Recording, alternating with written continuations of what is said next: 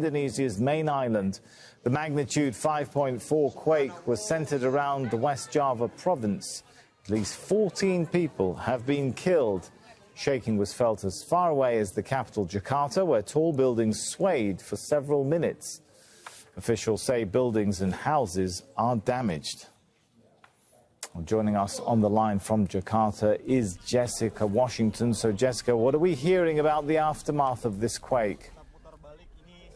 Well, Sammy, this is still very much a developing situation. The earthquake struck at around 6:20 GMT, so around 1:20 local time. And as you mentioned, magnitude of, according to local authorities, 5.6 at a depth of 10 kilometers. So the significance here is not so much the magnitude, which is relatively, compared to earthquakes Indonesia has experienced in the past, not particularly strong. The concern here is the depth and also the location, that this earthquake had an epicenter that was on land 10 kilometers southwest of Cianjur in West Java.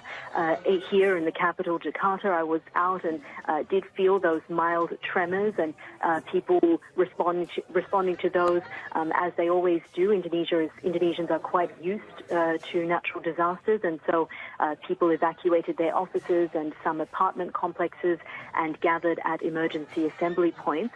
As for the area surrounding the epicenter itself, we understand that a hospital and some mosques and schools are reportedly damaged, and some social media footage appears to show people injured, some of them bleeding, injuries to the face as well. The death toll, as we understand now, according to the National Agency for Disaster Counter Mitigation, it stands at around 14, but some local authorities on the ground say that the death toll could be 20 or indeed even more. The difficulties for authorities at this point include the disruption to communications, some issues with reaching some areas, some affected areas in Cianjur.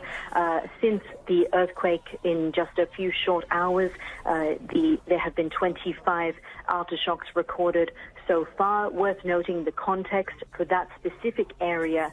It's quite a hilly area, no particular major cities, but still quite a populous area, and some problems with infrastructure, poor construction of homes and that sort of thing. So those are the factors that authorities will have to deal with as they search for survivors and attempt to assist those in need. And the context broadly for Indonesia. Indonesia sits on the Pacific Ring of Fire, so Indonesians are very much accustomed to natural disasters, and Indonesian authorities are also accustomed to dealing with situations such as this. All right, we'll leave it there. Thanks so much, Jess.